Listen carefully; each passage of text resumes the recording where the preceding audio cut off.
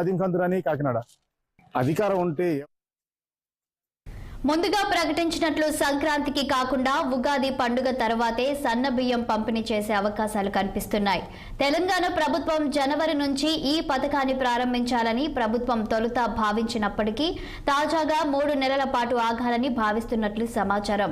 రాష్ట్ర పౌర సరఫరాల శాఖ కమిషనర్ డిఎస్ చౌహాన్ చేసిన వ్యాఖ్యలు ఇందుకు బలం చేకూరుస్తున్నాయి.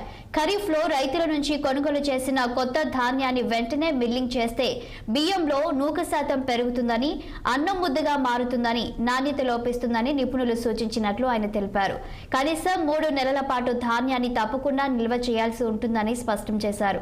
ఈ నేపథ్యంలో సన్న బియ్యాన్ని ఎస్పీఆర్జీలో నిల్వ చేసి 3 నెలల తర్వాత ఉగాది నుంచి రేషన్ షాపుల ద్వారా పంపిణీ చేయాలనే ఆలోచన చేస్తున్నట్లు స్పష్టం చేశారు.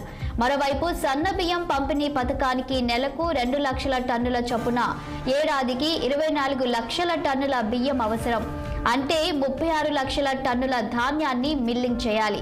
కానీ ప్రస్తుతం ప్రభుత్వ కొనుగోలు కేంద్రాలకు సన్నధాన్యం పెద్దగా రావడం లేదని తెలిపింది. ఇప్పటి వరకు కేవలం 3 లక్షల టన్నులే వచ్చాయి. రైతులు బహిరంగ మార్కెట్లోనే సన్నాలను అమ్ముకుంటున్నారు.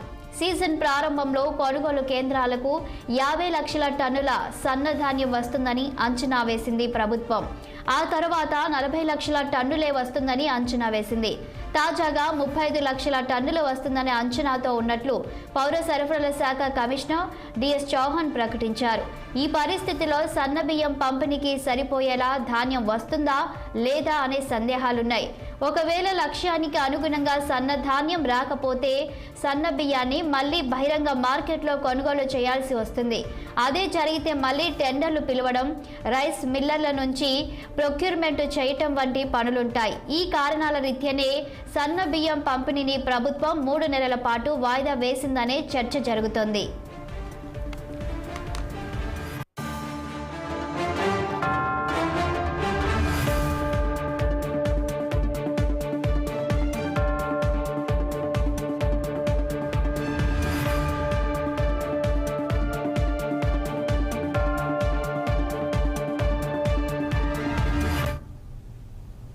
హైదరాబాద్ శుభ్రతపై జీహెచ్ఎంసీ పలు కీలక నిర్ణయాలు తీసుకుంది.